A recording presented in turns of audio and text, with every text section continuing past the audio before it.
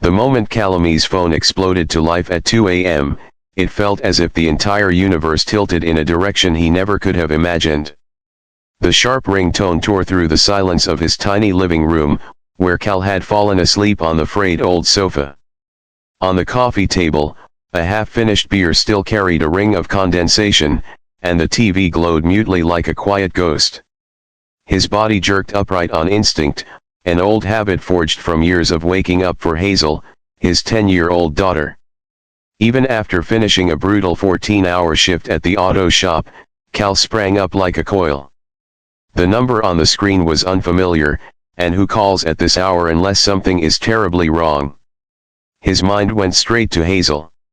She was sleeping over at her friend Piper's tonight. Was something wrong? His heart hammered hard enough to crack his rib cage as he picked up. "Please, I need you."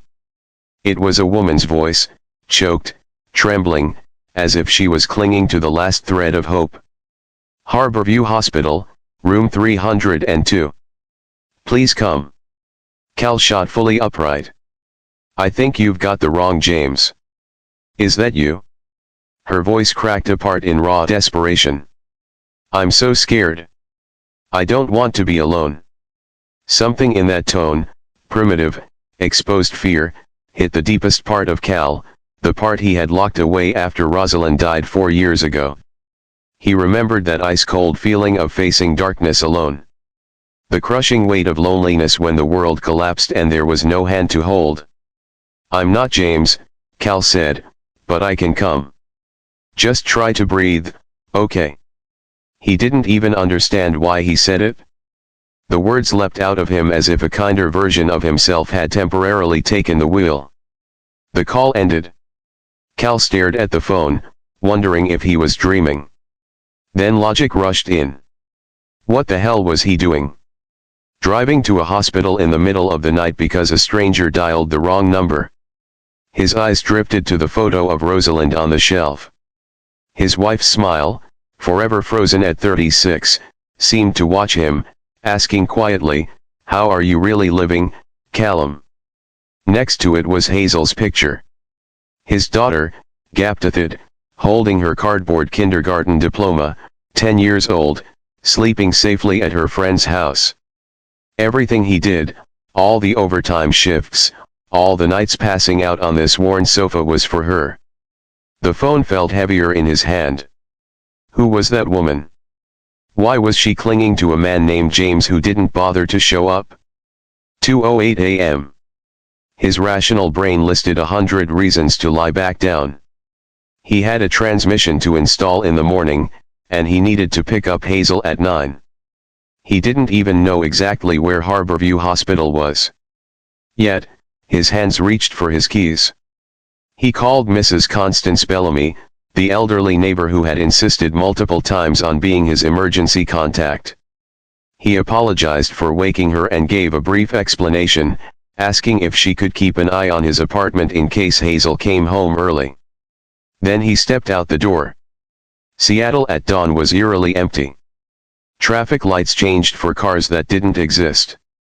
Cal drove his beat-up old Ford through the dark city, each mile making him question his own sanity.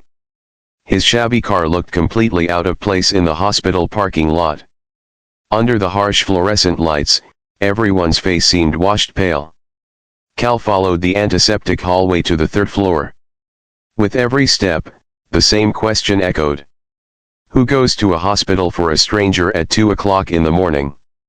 But the answer always returned. Because sometimes in life, all someone needs is someone who shows up.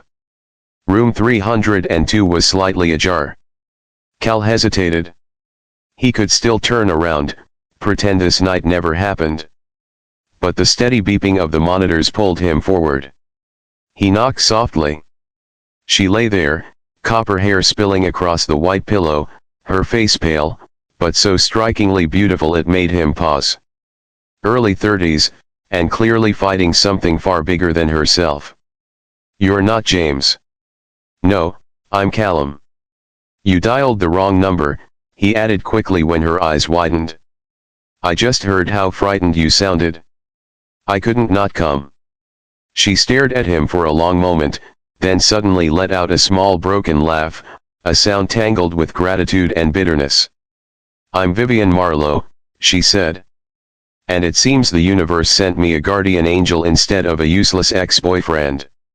The name jolted Cal. Marlowe Communications, the massive telecom corporation known for swallowing up smaller companies. He had schemed headlines before dismissing them. That world was galaxies away from his greasy auto shop. "James and I broke up 3 weeks ago," she said, wincing as she tried to sit up. "The doctors said tonight would be rough. I called him again. Stupid, I know." Her half-smile tasted bitter. Some promises were never meant to be kept. Cal hovered awkwardly at the door, unsure whether to step in or step out. He hadn't expected conversation. He just wanted to make sure she wasn't alone and then leave quietly. "Do you want me to call anyone? Family? Friends?" Vivian shook her head. "No one. My father passed last year. My mother lives in Europe. As for friends," she glanced at the empty chair beside her bed. "That kind doesn't show up at 2 a.m. But since you're already here, could you stay for a little while?" Before Cal could answer, the door opened. A doctor entered. Tall, steel gray hair, every movement efficient and urgent. "The latest results aren't good," the doctor said. "We need to adjust treatment immediately. M. Marlowe's leukemia is progressing faster than expected." Vivian's expression didn't change, but Cal saw her fingers turn white as she clutched the sheet. The doctor turned to him. "I'm Dr. Penelope Strand. And you are Callum." "I'm a friend of Vivian's." The lie slipped out as lightly as a breath, startling even himself. Outside in the hallway, Dr. Strand lowered her voice. "Ms. Marlowe has acute myeloid leukemia. We've been treating her for 3 months, but tonight the cancer is resisting the medication." She checked her watch. "The next 48 hours are critical. The new regimen is stronger, but it comes with greater risks." Cal stood there swallowing each word like stone.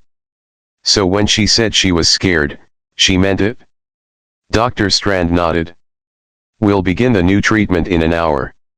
Even if you're not family, she wants you to stay. Emotional support matters." Cal's hand tightened around his backpack strap. "I'll stay as long as she needs." When the doctor left, he remained alone in the dim hallway, trying to understand how his life had veered onto this path. He should call Mrs. Bellamy. He should check on Hazel. He should go back to his already chaotic life. Instead, he walked back into room 302. Vivian now looked impossibly small. The strong, polished mask she wore had completely fallen away. "Did the doctor tell you the dangerous part?" she whispered. "Most people run the moment they hear it." "I'm not most people," Cal replied, taking the chair.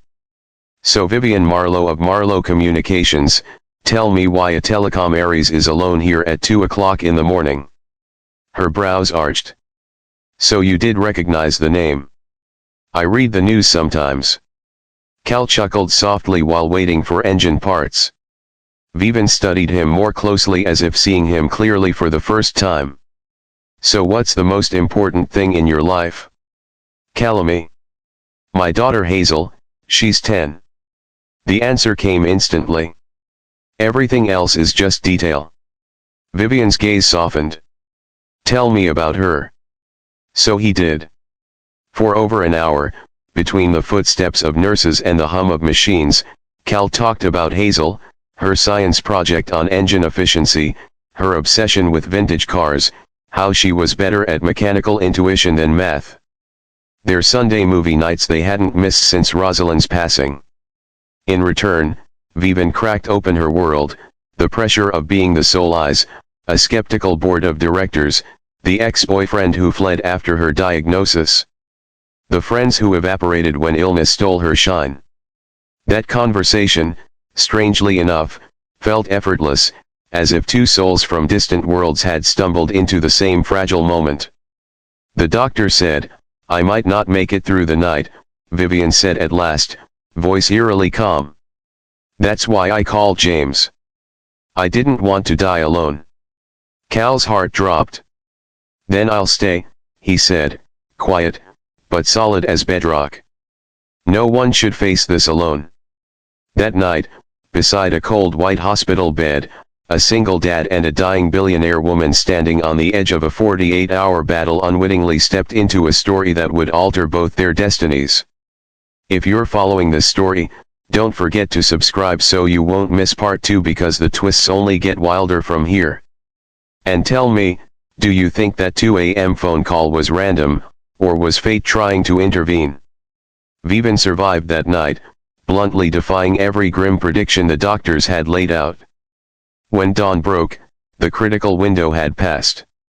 Her body was responding to the new treatment regimen, far better than anyone had dared to hope. This time, she asked for Cal's phone number properly, directly, clearly. An intentional exchange, not a mistaken call in the dark. "I don't know how to thank you," she said, her voice far steadier than it had been just hours before. "Most people would never have come. Most people haven't been where I've been," he replied, thinking of those first terrifying nights after Rosalind died. "Take care of yourself, Vivian Marlowe." He left the hospital believing with absolute certainty that this was the end of their strange encounter. He had a daughter to pick up, a transmission to rebuild, a life to return to. He had no idea how wrong he was. 3 days later, just as Cal was preparing to close up Merchik's Motors for the evening, a glossy black car rolled into the lot like it had slipped out of a luxury auto commercial. The driver stepped out, a stern-faced man in a suit that probably cost more than Cal's monthly rent.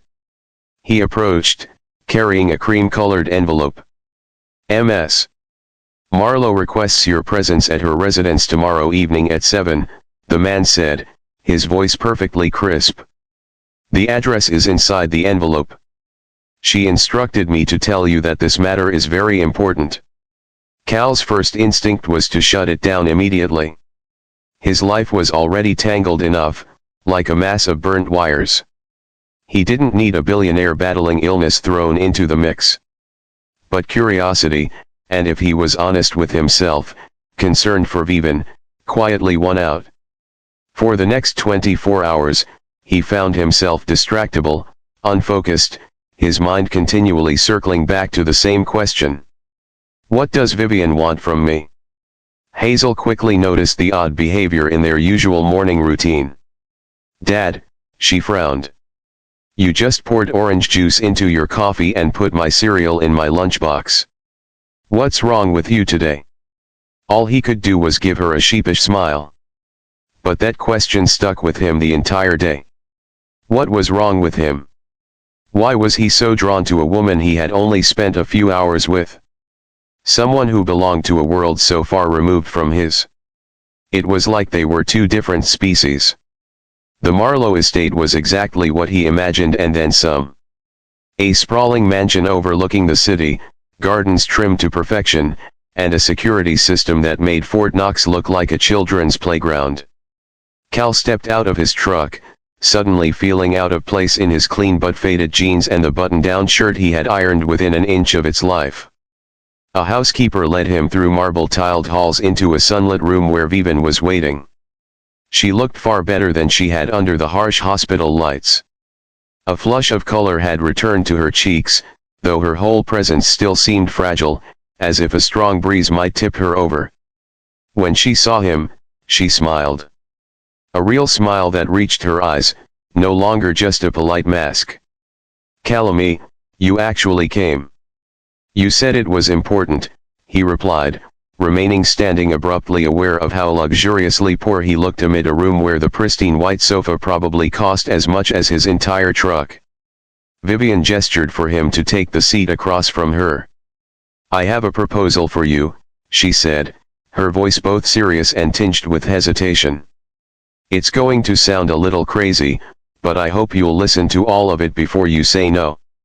What Vivian proposed that evening was quite literally insane. She explained that her rare form of leukemia was treatable, but would require months of aggressive, relentless therapy. The prognosis was uncertain, but one thing was clear. The board of directors was using her illness as an excuse to seize control of the company. "They think I'm weak," Vivian said, a flash of anger lighting up her exhausted eyes. "They think they can push me off the track while I'm down. I need to prove to them and to the world that I'm not alone, that I have someone beside me, that I'm still sane enough to make decisions." "And what does that have to do with me?" Cal asked, though deep down he already knew the answer. "I need someone I can trust. Someone who showed up for me without anything to gain." She leaned forward slightly, her voice soft but as steady as steel. "I want to hire you, Callum, to become my partner. You'll accompany me to treatments, board meetings, public appearances, to show that I have someone at my side." Cal laughed, thinking she was joking. "You mean hire me as a fake boyfriend?" "Vivian, I'm a mechanic. I have oil under my nails and a kid at home. I don't belong in your world." "That's exactly why it works," Vivian countered. "You have no ties to my industry, no hidden motives, and I'll compensate you fairly. $1 million for 6 months. Cal stopped laughing instantly. Vivian continued, "That amount is enough to secure Hazel's future. Enough to give her opportunities you've only dared to dream about." She had struck the nerve. $1 million, money that could rewrite the entire future for him and his daughter, a better home in a safer neighborhood, a college fund, and maybe one day the chance to open the auto shop he'd always dreamed of. But at what cost? "I'm offering you a chance to change your life, Callum," Vivian said quietly, her tone both gentle and strangely powerful. "And all you have to do is stand beside me while I fight to live." Cal left the estate without giving an answer. His mind spun like an engine missing a spark plug. That money could change everything. But what was the price of stepping into someone else's world, pretending to be something he wasn't, facing public scrutiny, lying to everyone? He drove aimlessly through the city, eventually stopping at the cemetery where Rosalind rested. His wife's simple headstone cast a dim shadow under the thin moonlight. Cal stood there for a long time, hands tucked into his jacket pockets, breathing in the sharp cold of the night. "Ross, what would you tell me to do?" he whispered. Rosalind had always been his compass, practical, resilient, and bluntly honest. What would she think if Cal agreed to something half real, half false, even if the ultimate goal was Hazel's future? He remembered those early days after Rosalind's death. How hard he fought to keep everything from collapsing. The times he had to choose between Hazel's extracurricular activities and the electric bill. The constant fear that a major car repair or a medical issue would push them into a debt they'd never escape. $1 million. Hazel's future. The safety he'd never been able to promise. But what would he be teaching his daughter? That lying was acceptable if the money was enough? That principles were luxuries only the wealthy could afford? Those questions clung to him through the night. The next morning, Cal found Hazel sitting at the small kitchen table, carefully stitching up a tear in her worn-out backpack. The sight hit him like a punch to the chest. She was 10 years old, learning to fix things instead of replacing them, accepting limitations as if they were normal. And Cal realized that was exactly the burden he hoped she'd never have to carry. When Hazel looked up and smiled, gaptoothed, looking exactly like her mother, Cal knew the answer. He dialed the number Vivian had given him. "I'll do it," Cal said. The words felt strange and heavy in his mouth, part surrender to circumstance, part the sense that a new door had cracked open. "But I have conditions. Hazel is always my first priority, and I won't lie to her about any of this." "Agreed," Vivian said immediately, relief unmistakable in her voice. "When can you start?" "I need time to talk to the shop. Find someone to manage things." 2 weeks. 1 week, Vivian corrected. Not a request, more like a breath-soft command. I'll cover any losses. My first treatment cycle starts Monday, and I want you there. And just like that, Callum Merrick, a single father, an ordinary mechanic, officially stepped into the glittering, ruthless, undercurrents-filled world of Vivian Marlowe. A world completely foreign to him, a proposal beyond belief, and a path he had no way of knowing would lead him to where. The following week passed in a whirlwind of preparation. Cal went to Rusty, the most experienced mechanic he had, and discussed handing over the shop's management for a while. The explanation Cal gave was only half true. He'd been invited by a big company to consult on fleet maintenance. Rusty's eyes widened, but the surprise quickly faded into excitement. A chance for advancement, a raise. There was no reason to refuse. But the conversation with Hazel was much harder. In their usual pizza place, surrounded by the smell of hot cheese and the clatter of voices, Cal gently explained that he would be working closely with Vivian Marlowe for the next 6 months, helping her through her cancer treatment. "So, you're like her nurse?" Hazel asked. A slice of pepperoni paused halfway to her mouth. "Not exactly. More like a friend who helps her. Someone who drives her to appointments, supports her in meetings when she's tired." Cal chose his words carefully, trying to balance truth with the half-truth he was now committed to. "And since she and I will be seen together a lot, people might think I'm dating her." Hazel's eyebrows shot up. In her eyes was a mix of caution and concern. So much like Rosalind, it almost hurt. "Are you dating her? Is she going to be my new mom?" Cal squeezed his daughter's hand across the table. "No, sweetheart. Nothing like that. She's just someone who needs help, and I happen to be in a position to help." Cal tried explaining more that the job paid very well, enough to move to a nicer place, save for Hazel's college, even take that Disney World trip they had talked about for 3 years. Hazel stared at him for a long moment with a measuring look that made him uneasy, a look far too similar to her mother's. "But if you pretend to date her, isn't that lying?" The question stabbed straight through Cal. "Yes, in a way," he admitted, because he couldn't expect Hazel to hold on to principles he himself was bending. "But sometimes life is more complicated. There's a difference between a lie that hurts someone and a lie that helps someone who truly needs it." Hazel tilted her head, thinking, "Like when I told Mrs. Bellamy I liked the sweater she gave me for Christmas, even though it was itchy and covered in cat hair." Despite the tension, Cal burst out laughing. "Yeah, something like that." Hazel nodded solemnly, then her face lit up like a Christmas tree. "So, if we move, can I have a room with a window seat and we paint it blue? And can we get a dog? You always said we couldn't because the apartment was too small." Cal ruffled her hair, relief flooding through him. "One step at a time, sweetheart. Let me start this job first." "Okay." The first Monday, the day Cal officially stepped into Vivian's world, he wore the new clothes her assistant had sent, designer jeans, a cashmere sweater so soft he felt unworthy of touching it. Everything felt foreign to a man used to living in cotton, denim, and the smell of motor oil. Vivian waited for him in the foyer. She wore a simple but elegant outfit. Black trousers, a cream blouse, a silk scarf wrapped carefully around her head to hide the thinning hair from chemotherapy. "Ready to be my eye candy," she joked. But the smile didn't fully hide the tension in her eyes. Cal offered his hand with exaggerated gentlemanly flair, making her laugh for real. "Snorts, what's on the schedule today?" "Chemo and then the board meeting," he asked as they headed for the door. "Exactly." Vivian exhaled, her expression dipping slightly. "Treatment at 10 o'clock, board meeting at 2.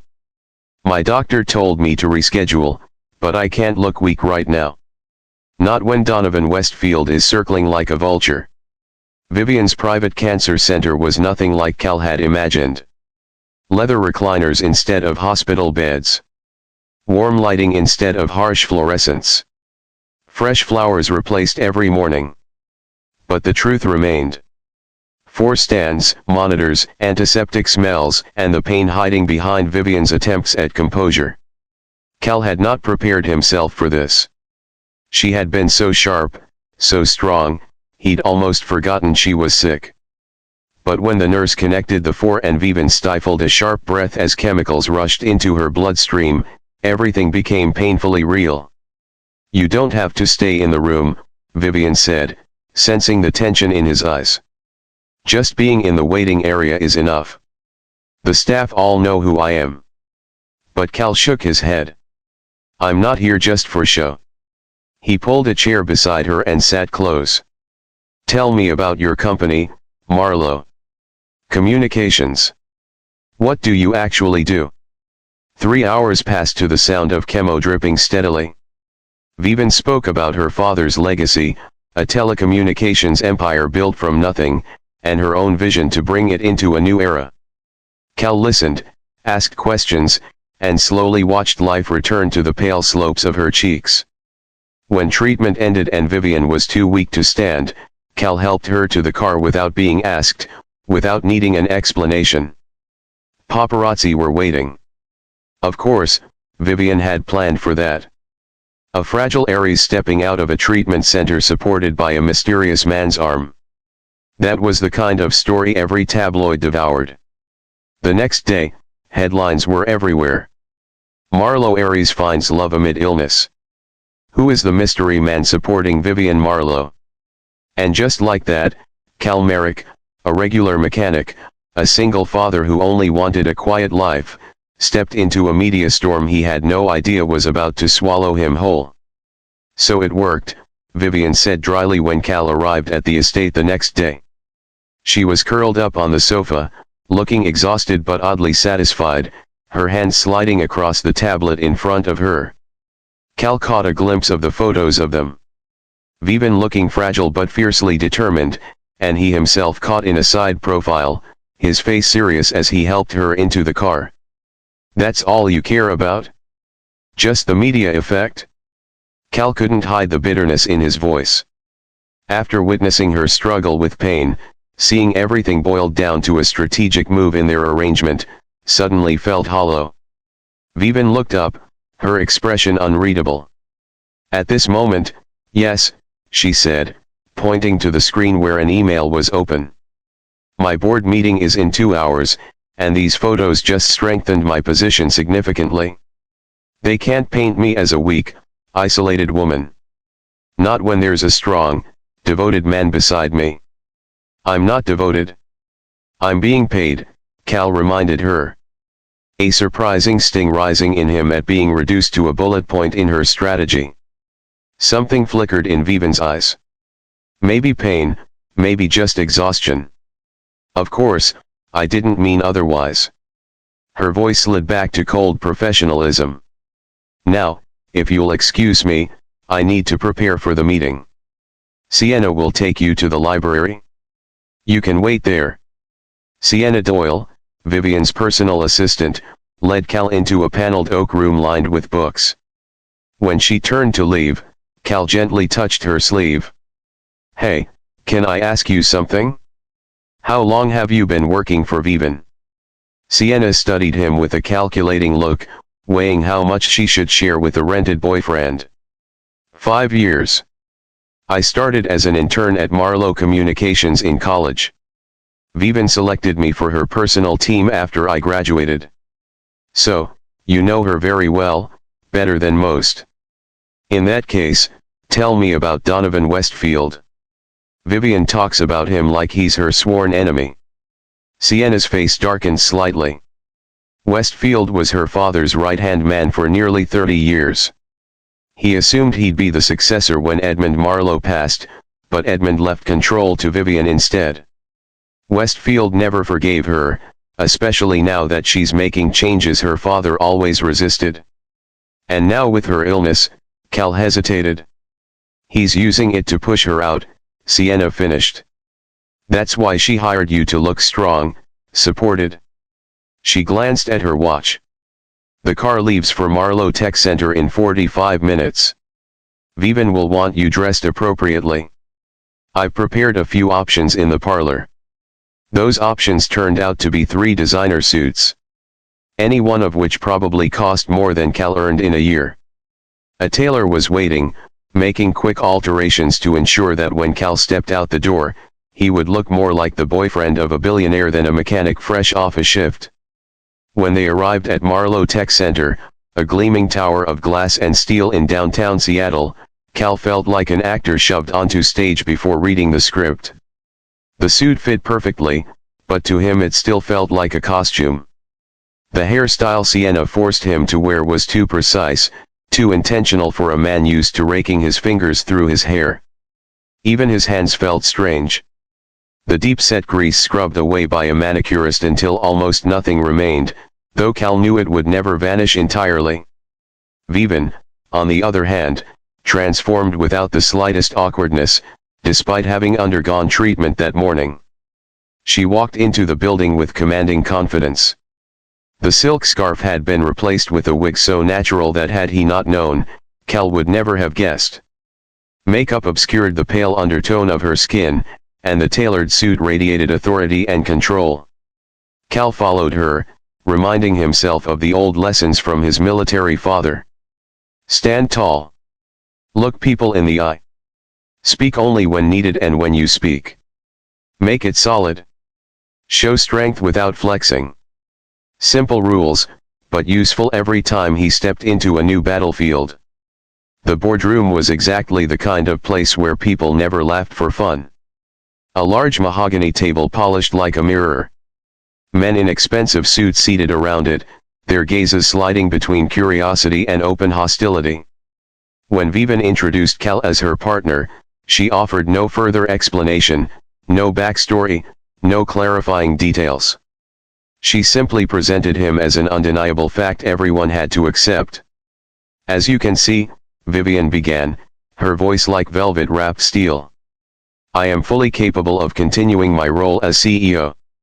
My personal life is stable. My treatment is progressing well. My vision for this company remains clear.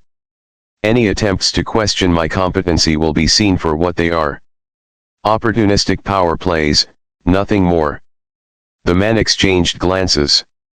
One silver-haired man with eyes cold enough to make Cal think of sharks locked his gaze on him.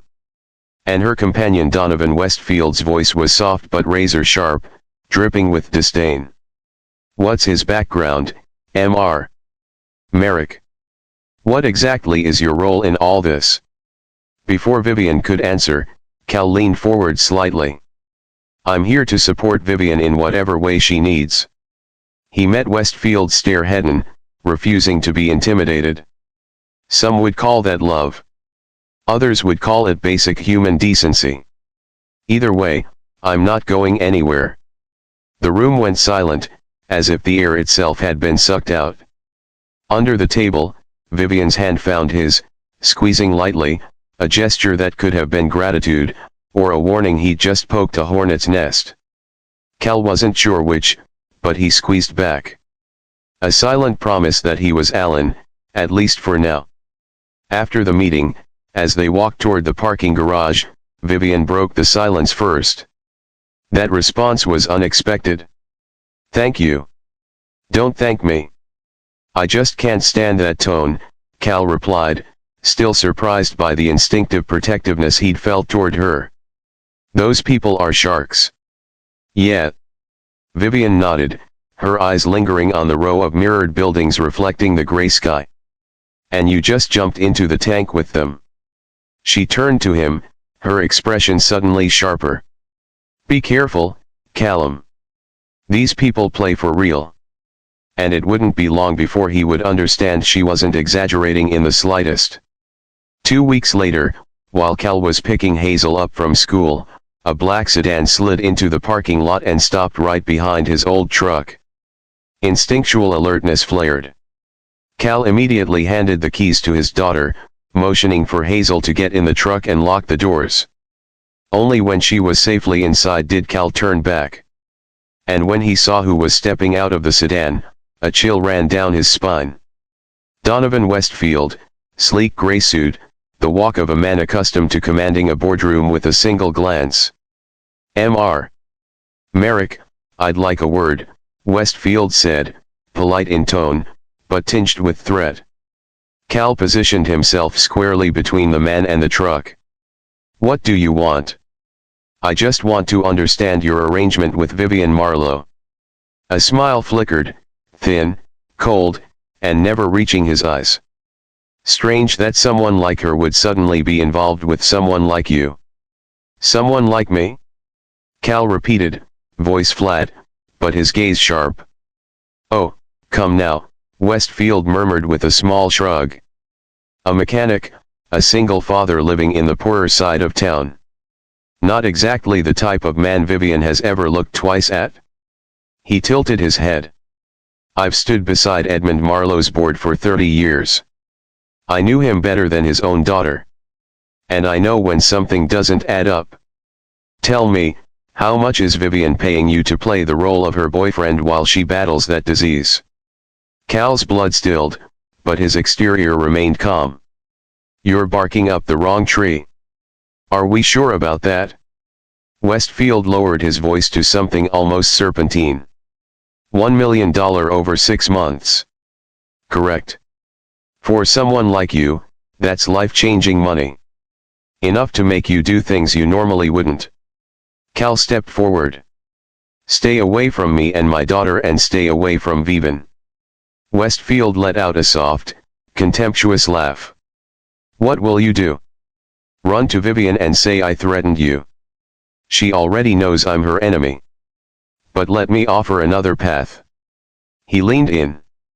3 million. Just walk away and tell the press that this whole relationship was nothing but a fabrication. The blow hit Cal like a hammer. $3 million. A brand new life for Hazel. An escape from a world he never belonged to. For a brief flickering second, Cal genuinely considered it. But then Vivian's image appeared in his mind. A woman fighting both her illness and a board ready to rip her legacy from her hands. A woman who had dialed the wrong number in her moment of deepest fear and found a stranger who showed up when he didn't have to. You're trying to destroy her, Cal said, not a question. I'm trying to protect Marlowe Communications from a woman who's too emotional, too fragile to lead. Westfield replied, voice hard as stone. Edmund understood that business requires emotional distance. Vivian never learned that. Cal turned toward his truck. 3 million Merrick, Westfield called after him. Think about your daughter. What kind of father turns down that kind of security? Cal stopped. In the terrifying quiet of that moment, he knew Westfield was partly right. He had taken the job for Hazel. Her future that had always been his driving force.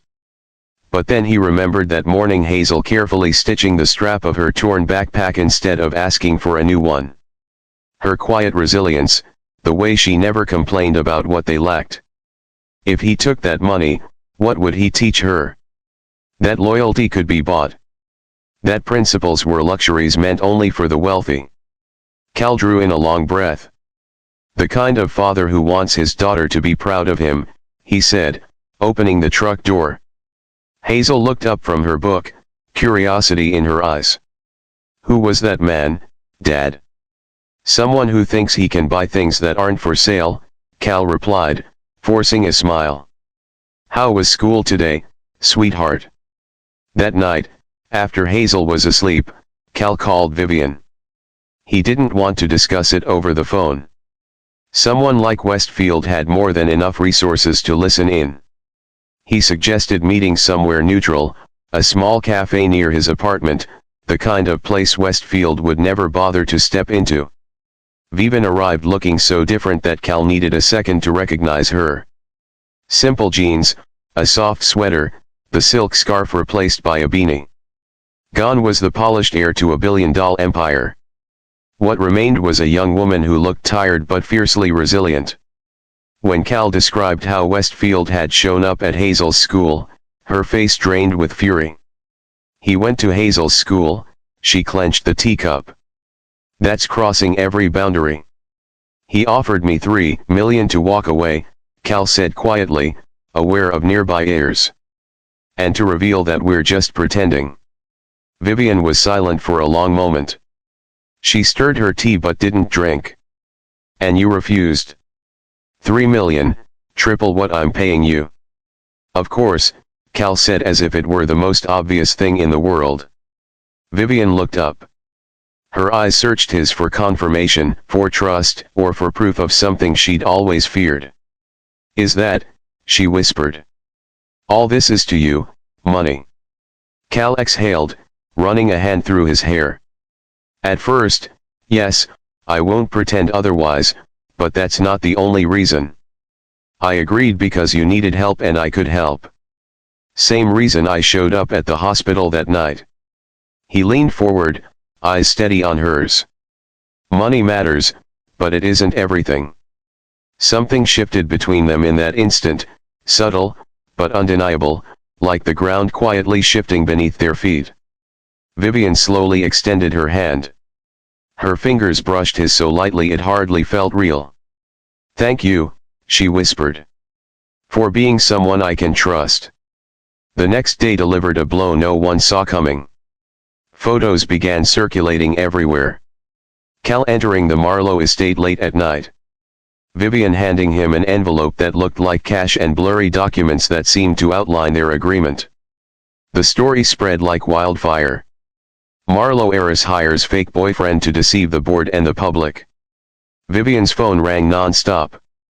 The PR team shifted into full crisis mode, but the damage was spreading too quickly. Marlowe communication stock plunged 15 points before the market even opened. Cal immediately drove to the estate.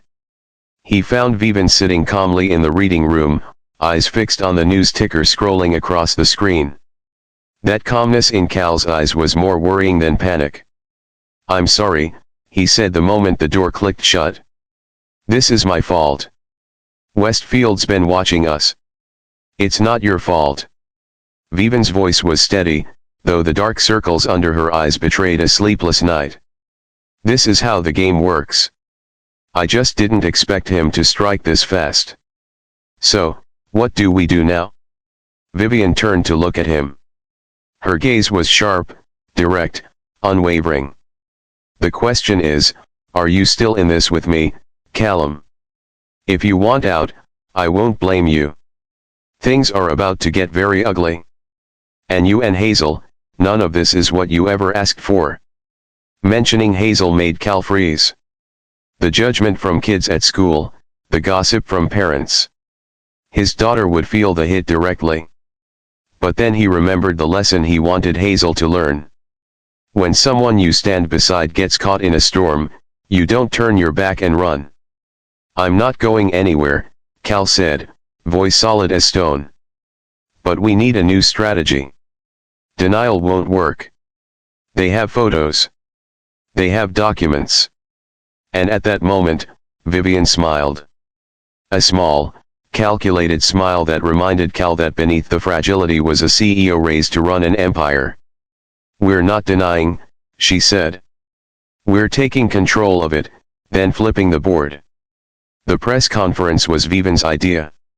When cameras lined up and reporters crowded the front steps of Marlowe Tech Center, Vivian stood tall, Cal beside her, and began telling their story. Or at least the most advantageous version of it. Yes, she said, voice clear, ringing, confident. When Callum and I met, our relationship began as an arrangement. A wave of murmurs rippled through the press corps, but Vivian continued. I had just received a diagnosis that terrified me. In the middle of the night, I dialed the wrong number, and instead of hanging up, this man, a complete stranger, came to the hospital. He came because I needed someone. Vivian looked at Cal with an expression that tightened his chest, a look impossible to distinguish as real or performed, and perhaps even she no longer knew the difference. After that night, yes, I asked him to be my companion during treatment. I needed someone I could trust, someone not connected to my politics or my power. What I didn't expect was how quickly that arrangement became something real. The reporters practically leaned forward. Cal squeezed her hand, initially to support her, but when her fingers curled slightly in return, he realized it had become something far more than that. "Money isn't the point," Cal said into the microphone, voice low and steady. "The point is that sometimes even the strongest people need someone beside them. Even a billionaire, even a single father from the other side of town." The media tore into the story like birds on fresh prey. Within hours, the hashtag number love dominated every social platform. The wrong number romance. The billionaire and the mechanic. The world is stunned. Photos of them holding hands in front of the crowd were shared endlessly. Romantic to the public, incredibly useful to the PR team. Westfield, of course, erupted with rage. His plan to destroy Vivian had backfired in the most spectacular way imaginable. The board quickly sensed the shift in public favor and hurried to publicly reaffirm their support for their young CEO. But Cal knew this was only the first round. As he left the building after the press conference, standing beside Vivian in the ongoing flash of camera lights, Cal realized something. He had just stepped into a war that wasn't his. A war Westfield had no intention of losing. A war whose fallout would hit both him and Hazel. But when Vivian glanced at him, her eyes tired yet lit with the faintest spark of trust. Cal knew he wasn't going anywhere. The real battle was still ahead. What Cal didn't expect was how the line between pretend and real kept blurring in the weeks that followed. Vivian's treatments fell into the brutal rhythm unique to modern oncology.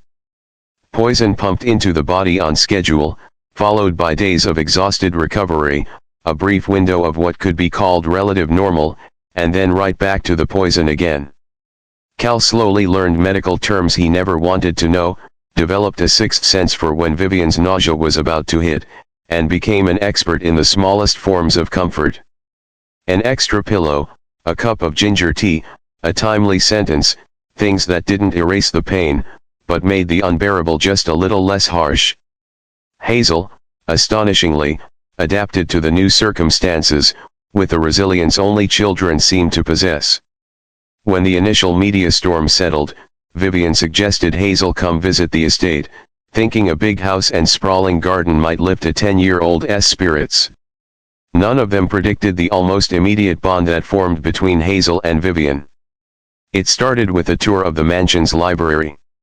Vivian showing Hazel first edition children's classics, telling stories of how she used to hide between the shelves to avoid her father's intimidating business partners. "Dad, did you know Vivian has an original illustrated edition of Alice in Wonderland?" Hazel burst into the kitchen where Cal was making coffee, eyes wide. "And she even let me wear white gloves like in a museum to hold it." From there things continued with drawing lessons, Vivian unexpectedly revealing an artistic talent that surprised even Cal. She had once studied at the Rhode Island School of Design before her father forced her to drop out in favor of a more practical business degree. Now she sat in a sunlit room overlooking the Seattle skyline, patiently teaching Hazel how to build perspective, how to shade. The two of them bent over a sketchbook as if they'd slipped into a world that belonged only to them. "She has a natural gift," Vivian whispered to Cal one afternoon while Hazel was absorbed in sketching the rose garden below. "She sees things adults overlook. The way light changes shape. The way shadows create depth. She has an artist's eye." Cal felt a strange mix of pride and unease. He had always encouraged Hazel's interest in mechanics, automatically assuming she might one day follow in his footsteps. He had never imagined his daughter could carry talents he didn't know how to nurture, passions he didn't have the expertise to guide. What else had he missed about his own child? As Vivian's physical strength rose and fell with each treatment cycle, Cal began taking on more responsibility within her business world. What began as simply accompanying her to meetings gradually became helping her prep for them, reviewing reports, listening as she rehearsed responses, and eventually offering his own perspective, seeing things as an outsider unburdened by corporate jargon. "You know what your real problem is?" Cal asked one evening as they sat in Vivian's home office surrounded by a mountain of quarterly reports. You're so focused on technological innovation that you forget the human part. People don't just want faster networks or better data packages. They want to feel connected. They want to feel heard. Vivian looked up, irritation flickering before slowly giving way to genuine thought. Go on. Look at your customer service model. It's efficient. Sure, but it's all automated menus and outsourced call centers. What if instead you built community service hubs, local offices staffed by people who live in the area, understand the needs of each region, and build relationships with customers? That idea later became Vivian's signature initiative, Marlow Community Connections, a network of local service centers that doubled as tech training hubs for underserved communities. The board was skeptical at first until the South Seattle pilot program showed a 40% increase in customer retention, accompanied by a wave of glowing media coverage. Westfield's absence from those board meetings was conspicuous, but Cal was experienced enough not to mistake silence for surrender. Someone like Donovan Westfield didn't retreat. He stepped back to sharpen the blade. The next blow came 3 weeks after the press conference in a way Cal never saw coming. He was at Merrick's Motors discussing paperwork with Rusty when his phone rang. A woman's voice he didn't recognize came through. Callum Merrick, this is Clara Monahan, principal of Oceanside Elementary. There's been an incident involving Hazel. We need you here immediately. Cal's heart pounded as he sped across town. Worst-case scenarios flashed through his mind. Hazel hurt, sick, in trouble. The principal's grave expression when he walked in did nothing to ease him. Mr. Merrick, we've had a rather serious situation, Principal Minigan said, cheeks flushed with frustration. A group of older students teased Hazel about the articles online, showing her stories about you and Ms. Marlowe on their phones. They called her names, implying her father was involved with Ms. Marlowe because of money. Shame and anger slammed into Cal at the same time, hot enough to choke him. Where is she? In the nurse's office. She's not physically injured, but she's very upset. We've suspended the students involved and are scheduling a school-wide assembly on respect and privacy. We take bullying extremely seriously, Mr. Merrick. Hazel sat stiffly on the cot, her small face patchy from tears, but her expression tight, forced. The kind of stubborn determination Cal recognized instantly. It cracked the moment she saw her father. Dad, I punched Tyler Matthews in the nose. Made it bleed. Her voice wobbled, caught between pride and hurt. He called you. A bad word I'm not allowed to say. Then he said, Vivian only liked you because you're her toy. I don't even know what that means. Cal swallowed hard and knelt to meet her eyes. Are you okay, sweetheart? Hazel wiped her nose on her sleeve, a childlike gesture that made his heart ache. I told them they were stupid. They don't know anything. I said, my dad is the best dad in the whole world, and Vivian is sick, and my dad helps her because that's what good people do. Her eyes filled again. But then Tyler shoved his phone in my face and showed me a photo of you taking money from Vivian, and everyone laughed. I got so mad I couldn't see straight. On the drive home, they sat in silence. Hazel stared out the window while Cal was crushed beneath the weight of his own thoughts. This was exactly what he had feared.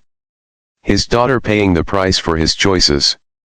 Suddenly, every number, every paycheck, every calculation meant nothing next to Hazel's red, swollen eyes. I'm quitting, Cal told Vivian that night, standing in her study, hands shoved deep into his pockets. Hazel got bullied because of me, because of us. This whole arrangement. It's not worth it? Vivian sat down the stack of financial reports she was holding and looked at him with an unreadable expression. That's your solution? Running away? It's not running away. It's protecting my kid. The anger in him finally finding somewhere to go. Not at Vivian, but at himself. At the chain of choices that led them here. She's 10, Vivian. Clears throat. She shouldn't have to defend me to her classmates. She shouldn't have to hear people say her dad gets paid to date someone. Vivian's gaze sharpened like a blade. Then what lesson are you planning to teach her? She asked, voice cool but never raised. That when things get hard, the answer is to walk away. That when you're bullied, the solution is to disappear. Her words struck directly at the soft, vulnerable place where Cal's doubts already lived. That's not fair, he shot back. Is it not? Vivian stepped closer. Despite having had treatment 2 days ago, her stride was steady, almost intimidating. When you became a single father, did you honestly think you could shield Hazel from every hurt, from every insult, every rumor, every unfairness in the world? Her voice softened but didn't weaken. Life is cruel, Callum. Adults are like that, and children can be even worse. Walking away doesn't erase anything. The rumors will still be there. The photos will still be online. All walking away does is tell Hazel, the world, and yourself that you can be chased off just because someone didn't like your story. Cal exhaled sharply, running a hand through his hair, frustrated with reality and himself alike. So, what do you suggest? Let my daughter get bullied while we pretend everything's fine. My solution is to face it head on, Vivian replied, moving past the desk and stopping right in front of him, close enough for Cal to see the tiny golden flecks inside her blue eyes. Let me go to Hazel's school, meet her classmates, meet her teachers. Let me show them who I really am, not the distorted shadow in the tabloids. No way. Cal reacted almost instinctively. I'm not turning you into some PR prop paraded around my daughter's school. A flicker of hurt flashed through Vivian's eyes before being replaced by the familiar steel. Is that what you think I'm doing? A photo op? Her voice cooled. I care about Hazel, Callum. That might not have been part of the original contract, but it is now, and I'm offering to help in the only way I know how. The air between them tightened, pulsing for several beats before Cal had to admit, even reluctantly, that maybe her approach wasn't entirely wrong. Fine, he said quietly. But if I see a single camera, a single reporter, yours, or anyone else's, we're done. I mean it, Vivian. Hazel is not a pawn in any battle between you and Westfield or the board. She isn't, Vivian replied, her voice soft but firm enough to stop him in his tracks. And this is not a game for me anymore, Callum. Not anymore. The visit to Oceanside Elementary was arranged with meticulous care. No press, no cameras, no spectacle, just Vivian participating in career day alongside dozens of other parents and guest speakers. She dressed simply, left her designer bags at home, and covered her wig with an ordinary scarf, subtle enough to acknowledge her health, but not enough to invite pity or intrusive curiosity. Her talk with Hazel's class wasn't about wealth or status, but about communication technology and how it connects people across great distances.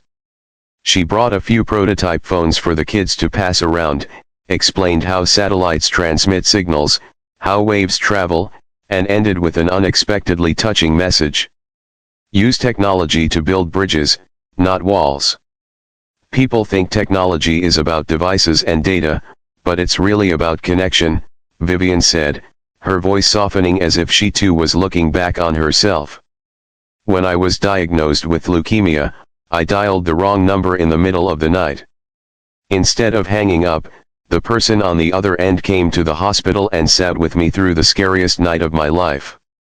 That connection, a voice in the dark, a hand to hold when you're afraid, was stronger than any technology I've ever built. Hazel sat in the front row, practically glowing with pride. The kids, who had whispered behind her back, could only stare, slack-jawed. After the presentation, Vivian went down to the cafeteria to have lunch with Hazel. Sitting at the noisy table as if she ate off plastic trays every day. She answered questions about satellites and cell towers while skillfully deflecting personal ones with light jokes that made the kids burst out laughing. By the time they left the school, something fundamental had shifted in the children's eyes. Vivian was no longer the woman who paid Hazel's dad to be her boyfriend. She had become Hazel's friend, a fascinating adult who knew a lot about art and technology, and most importantly treated Hazel as if her thoughts truly mattered. That night, when Cal tucked Hazel into bed, the question he had feared finally emerged. "Dad, do you love Vivian? I mean, love her for real, not pretend love for acting." Cal slowly smoothed the edge of the blanket, buying a few seconds to choose his words. The truth was, he himself no longer knew where the line between real and pretend even was. "What I feel for Vivian is a little complicated," his voice rasped more than he intended. "Adults always say that when they don't want to answer," Hazel replied, her skeptical little stare hitting him square in the chest. So painfully reminiscent of Rosalind. "I think you love her and I think she loves you, too. She looks at you the same way Piper's mom looks at her new husband. That's enough from my tiny matchmaker." Cal tapped her nose, trying to steer the conversation away with a touch of humor. "Now sleep." But when he turned off the light and pulled the door shut, Hazel's words lingered in his mind. Did Vivian look at him differently? And he already started looking at her differently without noticing. The line between their convenient arrangement and something real had blurred gradually, and only when he was forced to confront it tonight did Cal realize somewhere along the way their deal had grown into something neither of them had planned for. And just like that, the pieces of their lives began to fit together in ways no one could have predicted. Cal found something he thought he had lost forever after Rosalind passed away. The ability to open his heart to someone new. Not to replace what had been lost, but to create something entirely different. Vivian discovered that real strength didn't lie in controlling everything, but in trusting enough to let someone in, that she didn't have to fight alone. And Hazel? She found someone who wasn't trying to become a new mother, but simply a friend.